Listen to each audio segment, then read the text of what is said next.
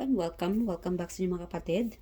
Ang minsang ito ay galing sa inyong person, the person on your mind. So para naman makuha natin yung buong energy ng person ninyo bago ninyo i-start, no? Or continue ang reading na ito.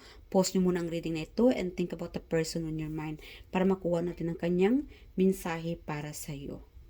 Okay, so you guys ready? Okay.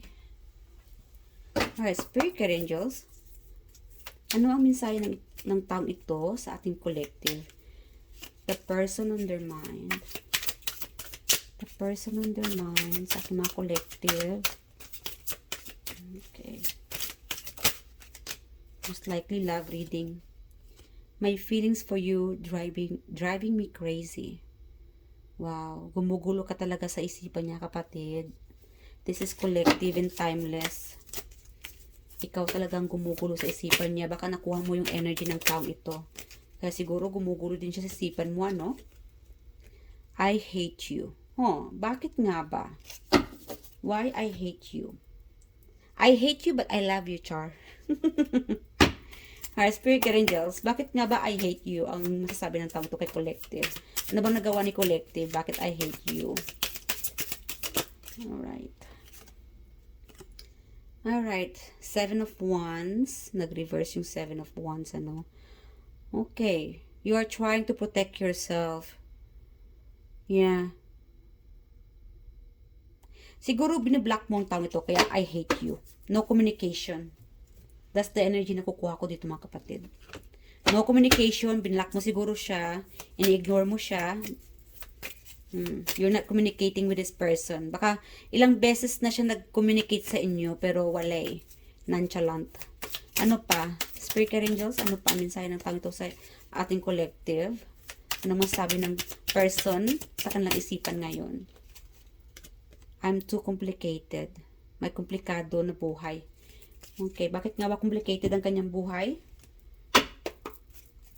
Bakit complicated? Okay, gusto ko talagang ligawan niya pero may gumugulo sa kanya. Four of Cups. Alright. Ace of Cups in reverse. Baka meron sa inyo ito complicated dahil may bawal, may hindi pwede. Gustong gusto ka ng ligawan ng taong ito pero may bawal. I don't know, malakas yung energy na blocked. Either block mo siya or somehow is may mga, again, third party could be. May mga hindi sang-ayon, may hindi pwede, no? It could be work or sa lugar, malayo kayo sa lugar. Yeah, but guys, iniisip ko talaga ng taong ito. Ikaw ang lagi niyang iniisip. Ikaw ang gusto niyang ligawan. Ikaw ang gustong bigyan ng kanyang mga, I don't know, yung gusto niya express. Yeah, kasi nag-reverse ito, hindi niya pwedeng ma-express ang kanyang nararamdaman sa inyo. Oh, bakit nga ba? Puro na lang to, bakit nga ba? Kumanta na lang tayo ng bakit nga ba? By, ano ba yun? Rochelle Nava ba yun? Bakit nga ba? Bakit hindi niya pwedeng i-express ang kanyang feelings? Bakit parang may nagbablock sa inyo? Okay. Four of Pentacles, puro na lang 4. Family. Baka may pamilyado, other. Baka ikaw yung pamilyado na or siya yung pamilyado niya. Pamilyado na. Kaya hindi pwede. Again guys, iba-ibang sitwasyon ninyo. May komplikadong sitwasyon. So hindi pwedeng maging kayo, hindi pwedeng ligawan o lapitan ka. Kasi may bawal. Alright, ano pa? Spirit Guide Angels? The person on their mind. Message, channeled message. You know what?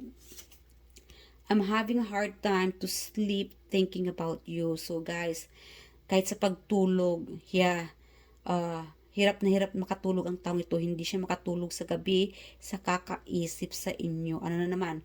Di makatulog sa gabi. Oh my God. So yeah, ikaw ang laging iniisip ng taong ito, guys, sa kakaisip sa inyo. Ano nga bang iniisip niya sa inyo tuwing gabi? Alamin pa natin. You know what? Let's get this. Alright, Spirit Guardians, ano nga bang iniisip ng taong ito sa ating collective tuwing gabi? Tuwing gabi, iniisip niya sa'yo is, okay, the Magician. Manifestation, daydreaming, night dreaming, siguro sa panaginip. Maybe this person wanting to meet you, no? Gusto kanyang makasama kahit sa panaginip man lang. Again, may bawal, hindi pwede, blockages, yeah, it could be excess or again, hindi pwede. Iba-ibang sitwasyon ninyo, may malayo, for some reason, parang kampante na lang siya sa panaginip na magkita kayo. Wow. The Magician, minamanifest ka ng taong ito, mga kapatid. Oh my God. Again, 4. 4, 4, 4. This could be family. This person, itong taong ito, kapatid, gustong-gusto ka niya. Ikaw ang magiging partner niya for the rest of their life, no? Magiging asawa. Yeah.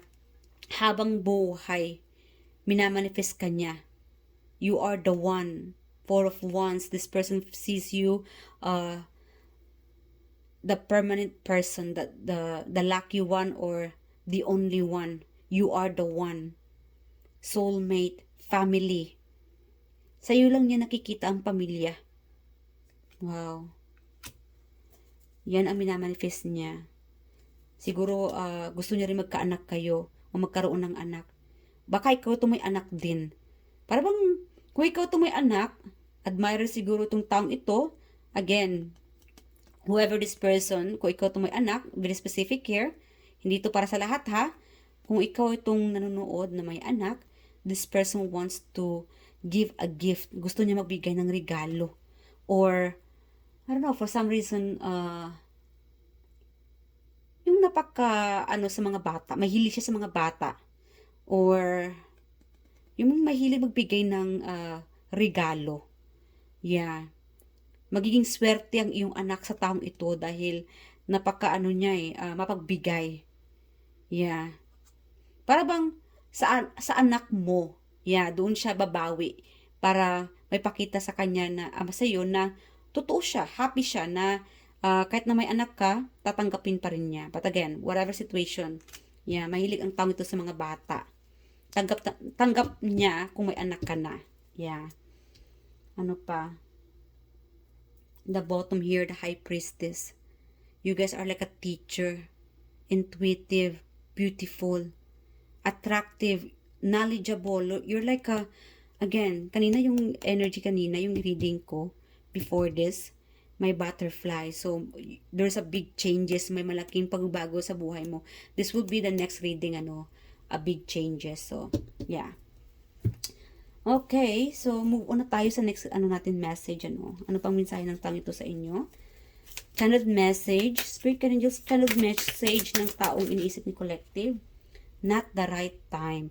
I am overwhelmed with responsibilities. I don't have the time or energy for a relationship. So, hindi pa pwede, hindi pa siya ready. Dahil nga busy ang peg. Again, work. This could be work. Kasi may blockages, no? May hindi pwede. Again, third party. Hindi lahat related sa mga relationship, no? Or this could be work-related, family, something na hindi talaga pwede. Could be sa finances. Yeah, hindi pa siya ready dahil focus na muna siya sa mga importanteng bagay dahil marami siyang responsibilidad. I don't know, it could be sa money, sa anak. Malakas ito yung may anak. Again, guys, focus on money. I am currently focusing on my career, finances. My main priority is financial stability. Again, guys, hindi siya magpapakita, hindi siya, this person is not going to approach you, no? Hindi niya kayang lapitan ka, harapin ka, dahil hindi pa siya ready sa kanyang finances. Nag-ipon pa siya, no? Nag-ipon or maraming responsibility. So, yeah. Ano pa? Message ng taong ito, ang taong iniisip ni collective. My fantasy, again, guys. Daydreaming, can't sleep at night, hindi makatulog sa gabi, minamanifest ka, hoping to see you on the dreams, hanggang panaginip na lang. You're my fantasy. I have pictures and videos saved of you and use them for inspiration. I want you. So, inspired siya. This person wants you. You're the only one. Wow. pakinggan yung music na You're My Inspiration. Wow. Ano nga ba? Sino nga bang kumanta nun? Yung lalaki. You're my inspiration. Wow. Here, this isn't goodbye. Guys, it's not goodbye. Hindi pa nag-i-end ang sitwasyon ninyo. Babalik pa siya. Wow. Whoever this person, babalik pa siya. That will be the next reading. Sa ibang reading ko, ano? Yeah, so again, you are my soulmate. Alam na alam ng taong ito. Ikaw lang talaga, mga kapatid. No matter what, no? Hoping either ikaw itong committed na or siya ay committed na or kung sino or ano itong balakid sa inyong sitwasyon ngayon, ikaw lang at wala nang iba. Gagawa siya ng paraan na may happy ending, no? Again, minsan talaga, no, hindi natin masabi kung anong magiging future natin. So, but this person is manifesting you and ikaw pa rin ang pinagpapantasyahan ka ng taong ito. Ang taas-taas ng hope niya na may pag-asa pa sa inyo. One day, someday. Wow. Ang lakas ng ano niya, ang lakas ng loob na may ano pa, may part 2 pa sa inyong dalawa. Kung akala mo ay tapos na, para sa kanya hindi pa. Whoever this person, wow. Okay. Final message from this person, the person on their mind, Spirit Angels. Ghosted. Okay, siguro ginost ka ng taong ito. I am sorry, I disappeared. I need to get away and clear my head. So again guys, ginost ka siguro ng taong ito. Alamin natin kung bakit nga ba ginost. Kasi nakuha na ko yung energy na baka dahil sa pera or opportunity, no? Kaya siguro ginost ka ng taong ito. Yeah. Or another person. Okay. Yeah, ginost ka niya, but then later on, mayroon naman ditong nagsisisi.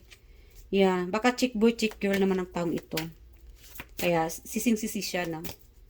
Ano pa? Bakit nga ba ginosted ni anong taong ito ang ating collective? Bakit nga ba? The real reason. Who is this person? The Fool. Again guys, this person's very the fool, no? Marami kasi siyang opportunity. Akala niya kasi, again, I don't know, I'm hearing like foolish. Yeah, childish. This person doesn't know where to go. Kasi, again, para bang na-overwhelmed. Again, meron tayo kaninang overwhelmed. Nasubrahan sa saya, sa mga opportunity. Hindi niya alam kung alin or sino ang pipiliin niya. Opportunity na work could be, mag-travel, magpapakalayo sa'yo, or another person involved. Again, para bang wala siya sa tamang pag-iisip nung time na yon, kaya ginost ka niya. And yeah, that could be the reason. Another person involved, opportunity, it could be money. Yeah. Okay, so that could be the reason, mga kapatid, kung bakit sising-sisi siya, no, na ghost. Meron kasi itong nagsisisi sa ghosted. Yeah, ginost ka niya. And that could be the reason na ginost ka niya talaga dahil nga may opportunity siya. Akala niya ay nasa tamang direction siya. But again guys, iba-ibang sitwasyon. It's okay. Kung hindi talaga para sa inyo, hindi para sa inyo. Meron naman tayo dito na may part 2 pa sa inyo. Just wait and see. Wow. That's the another channeled message from your person. So bago mag-end, hold on. Bago mag-end ang reading natin, kukuha tayo ng mga initials.